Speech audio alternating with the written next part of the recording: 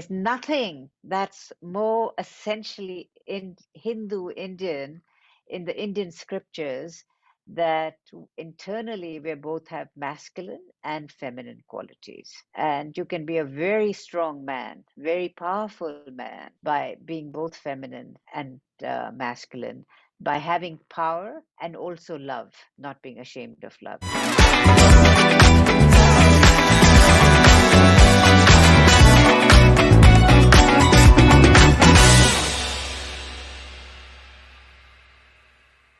So it's so lovely to have you, Dr. Narayan. I'm a huge fan of your work. In fact, I have your book right here. I'm so happy to see that.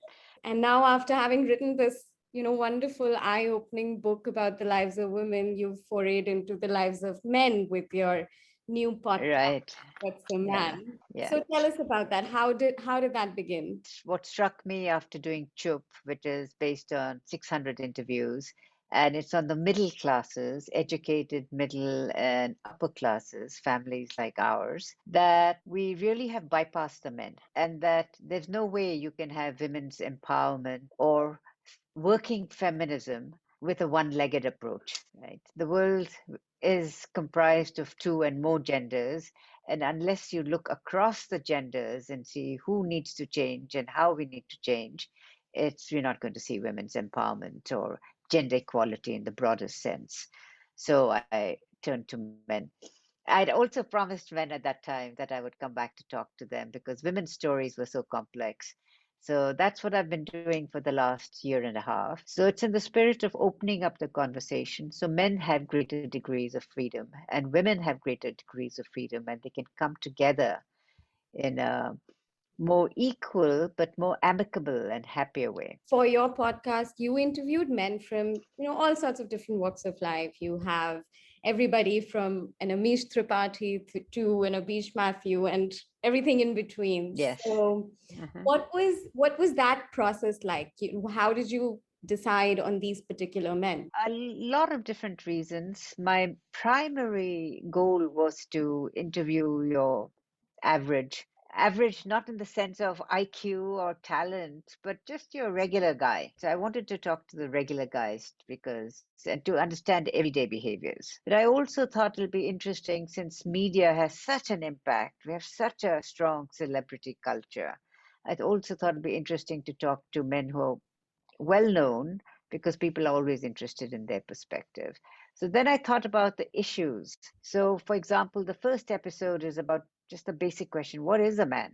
How would you define a man? Since feminism, women's empowerment, equality is often dismissed as a Western concept. Hmm. It isn't. It's a very Indian concept, but we haven't dug into the roots.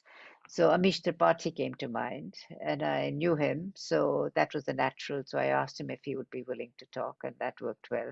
But of course, you don't tell them what to say, but it's just magical how that happens.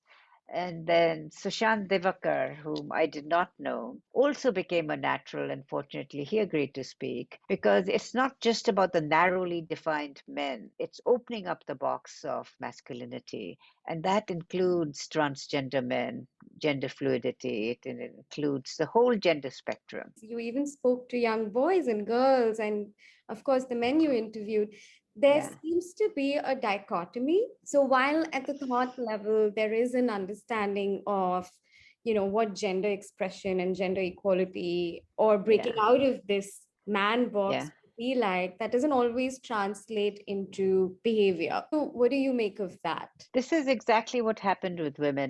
I think there are two ways to answer this question. One is we've changed intellectually, we've embraced the idea of gender equality, but it's very superficial. The behavioral change has not happened because our training, how we raise our girls and boys, has not changed. That's one thing. The second thing is that even when we want to change, we don't know how to change. Some things are automatic. Do you want to eat idli today or dosa or idli or rice? You can change. But Yeah. behavioral change is more complex and takes a bit of practice. As you know, if you talk about diets, etc., you know what foods you should eat, but we don't eat it, Yeah. even when we know it's good for us, right? So it's the same thing. There's always a gap between how we want to be or what we desire and how we actually are. I think that came out very strongly. And the third part is that we don't talk about these things. I think a lot of the behaviors research shows is not so complicated to change. But unless we talk about it and become aware of how we're training our girls and boys, that it's not going to happen. So simple things like, telling boys not to cry. We can stop that, but then you have to also deal with the discomfort you feel when you see a boy crying, because inside your own mind as a woman or a man, you've internalized that men crying is a weakness. Women don't feel comfortable seeing a man cry. Men need to express their emotions for lots of reasons. And this gatekeeping of gender roles often happens at the hands of other members of the same sex. So, for men of Absolutely. other Absolutely. boys bullying them or shaming them for any sort of Right. expression of sensitive Yeah. anything, right? And I feel like this carries on well into adulthood and is probably another one of those things that keeps you in these rigid gender roles. How does someone challenge something like that? How do you tell another member of the same group as you that, this is something that we need to break out of? Just like we're doing now. You just talk about it. I think Yeah. what's important is not attacking. Not attacking and not becoming superior, but talking about these things as very matter of fact. The moment you shame someone, the behavior goes underground and people get defensive. So to start conversations about, when we do this, this happens, this is the consequence.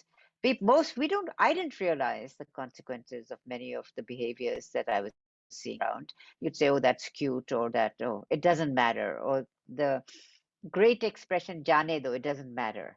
Well, Yeah. it does matter because all these little things add up to a state of non-existence for women and a state of automatic power for men, so that they feel they have to be in power or show that they know something even when they don't know anything, because otherwise they're not being manly. Women and other genders and other groups in society that don't have that seat of automatic power that the system gives to men, Mhm. they are deeply motivated to challenge it, right? But I Yeah. always wonder, we are talking about masculinity, and now there is a whole movement of sorts happening that is challenging this notion of very patriarchal masculinity. But I always wonder, are men as motivated as the rest of us are? Yeah, very good question. I would say, obviously, it's not, you can't put 600 million men in one category. My take on this is there are three groups. One third of the men want to change and are ready to change but don't know how, right? Because there are no models. One third are, have their toes in the water but are a bit risk averse, and they'll follow once the process starts. And one third are stuck and have no interest in changing. If you have two thirds of the population, why not start with the one thirds that want to change, trying to change and really believe deeply in gender equality and also want themselves to do things differently and not be stuck in, the engineering, the MBA, and then you work the rest of your life, and then it's over. Yeah. You raise kids, and then you wake up when you're 60 and you say, where did my life go? Yeah, yeah. In so many ways, I feel like, um, this current system that we're in, the man box, the boxes that men are put into are so much tighter than the boxes that women Exactly. are put in. The focus on empowering women or opening up channels, educating women has gone on now for at least 30 years, Hmm, strongly. hmm. So that there's more. So gradually, everyone, the whole idea of educating girls and women has shifted quite dramatically, except perhaps in some states. But we haven't had this conversation about men. The entire cultural system of patriarchy is set up on men behaving in a certain way and then women supporting that. So if men change and say, I don't want to be the patriarch, the whole system topples. But we haven't had this conversation in a consistent way and in a public way. So I think change is ready to happen. It's on the cusp, but just as the way we invested in conversations with women and opening up opportunities with men, we need to do the same thing with men, while holding them accountable. Yeah. Because don't forget that one third of women are still being beaten up and assaulted, etc. None of those problems have gone away. My argument is simply that unless we reach men, we're not going to see a humongous amount of change in women's lives or men's lives, and therefore with children's lives, the next generation. Even as we are talking about masculinity, women still have the mic, right? It's the women who are doing the talking, and men are kind of just coming up to speed with that, as if talking is only for the women. Men don't need to like indulge in conversation. Conversation is a waste of time for men. Sometimes it feels like that.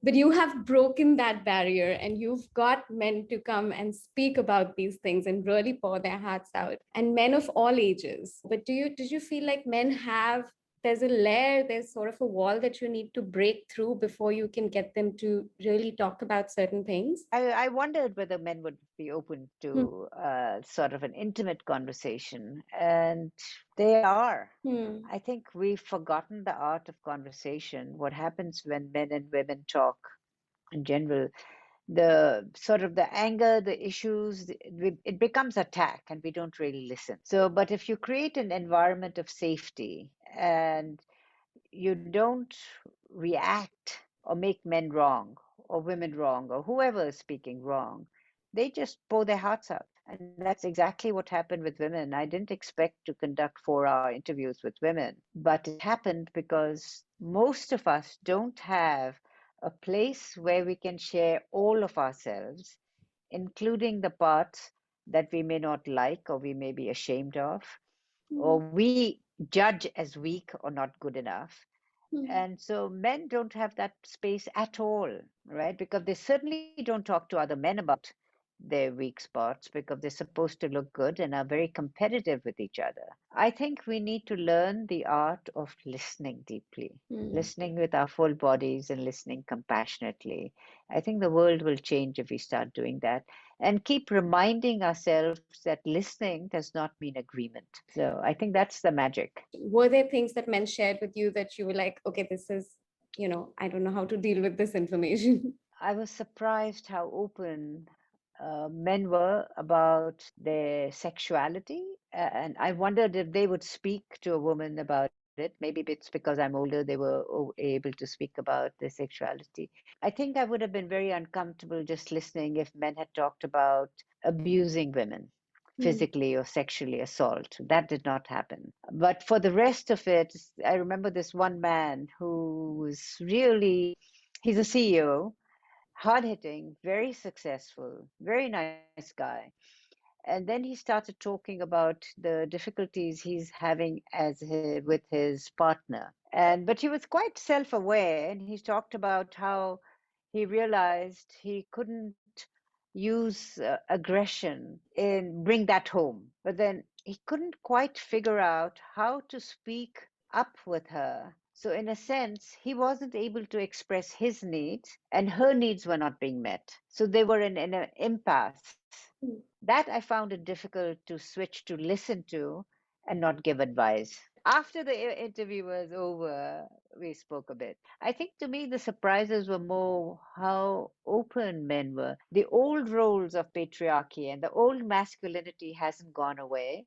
Hmm. And especially with younger men, we're demanding a different kind of man. And they want to be a different kind of man, but there's no one to teach them how to be that man. Or like you said, they really don't have a space where they can even talk about it or explore what that means. Exactly, exactly.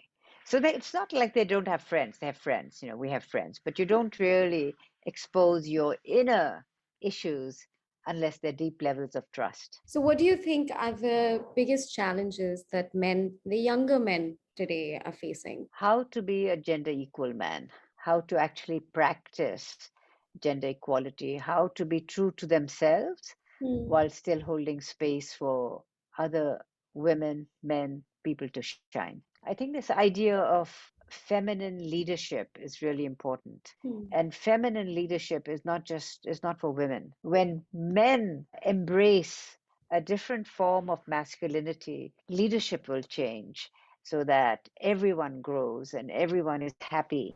And it's about kindness rather than about control and fear. What do you think people around a man or society at large can do to help men along this journey? Having conversations, Hmm. supporting each other, saying, yes, do this. Hmm. If someone doesn't want to, do a regular job, having, I want to be, a photographer, or I'm talking again about the middle classes. It's okay that they didn't shouldn't have to go through almost killing themselves before they can do what they want to do. It's a bit like Three Idiots, right? That Yeah. we're still playing it out over and over again. That needs to stop. Letting go of expectations of the other and letting changing what success should look like. It's endless. And little young boys are saying this, 14-year-olds are saying this, that I'm just going to be a provider and nothing is going to be enough. It's always what's next, what's next, what's next, what's next, what's next.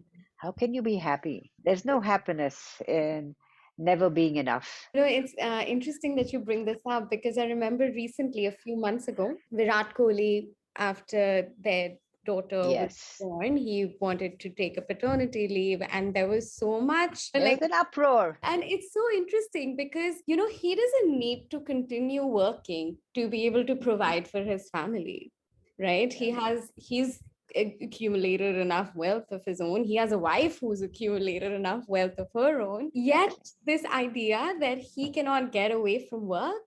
He made a different choice, and Yeah. people didn't like that. Some people did, and some didn't. And it was a very important signal that your family and your child at certain points more important than anything else you can do. So he put a crack in the system. And Yeah. whenever something cracks, it's uncomfortable, but that's the only way something new can be born. Fatherhood is also changing. Young fathers are becoming and want to be more involved in the lives of Yeah. their children.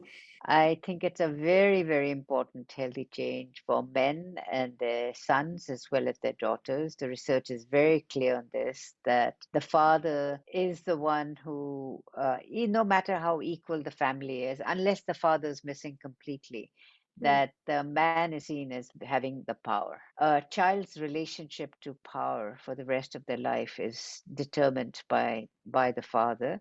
And so fathers love and expressed love in a way that the child feels, the boys feel and girls feel, is really, really important to their own self worth, their own ability to go out into the world and shine. One of the things that comes out very strongly from hundreds of people we spoke to is that boys long for the love of their father. Mm. And there are so many 13 and 14-year-olds who say, when we ask them towards the end, what do you want the most? He said, I want my father to just hug me and talk to me and speak to me. So the more time fathers can spend with their children just listening, but also having some boundaries. So it's not totally spoiling the kid, but within a container of love, teaching, setting boundaries is the biggest gift that fathers can give their children, and children can give their fathers as well. Young parents nowadays are very consciously thinking about gender and how they want to imbibe gender roles and values of gender equality in their kids. So, what would you like to tell young parents, especially young parents of boys? Because I think for girls, these conversations are happening more. I think it starts with clothes. If boys dress, let them dress the way they want. Don't be so rigid on boys' clothes and girls' clothes, on boys wear blue and girls wear pink. So all that makes a difference. Let boys explore if they want to paint their nails, if they want to dress up in a frock. Let them do what they want to do. This is the time for exploration. So don't become uncomfortable, or if you feel uncomfortable, hide it, keep it inside you. So that's the most important. I think in choice of books, if you read to your child, most books are very sexist. It takes a lot of effort to get non-sexist books. So talk about the sexism in the books. Don't let it go. Anytime any member of the family, or in India you have staff, says something that's, girl specific or boy specific, challenge it in a nice way and break it up and explain to the child why that's not appropriate. So I think we don't explain and talk and become a little gender detective or a sexism detective. So that becomes a game. And I think it's a very powerful way of breaking without making a big, heavy thing. Make it fun, make it light, and make people curious about, is this true? Can boys only do this? Can girls only do this? Why? And kids love the why, right? Yeah, yeah. Yes, and I love the idea of becoming gender detectives. I feel like all of Yeah. us need to do that, parents or not parents. Yeah, because bias is everywhere. We're all cultural creatures, right? So we take the shame and blame out of it. Make it a family game, make it a colleague game, make it a friend's game. And then it becomes a joke and becomes a relief that says, okay, now I really need to do something that's bad for 2 minutes. So then you don't get heavy with it all the time. But the consequences of being sexist are very serious. And as we know in India, women and men being killed. So let's not take them. Suicides among men are higher because they are encouraged to, they're not allowed to express their emotions. That's one of the big reasons. And then because they're constantly under pressure to be strong, they're so afraid to ask for help. These sound little, but they have very important life and death implications for us as human beings.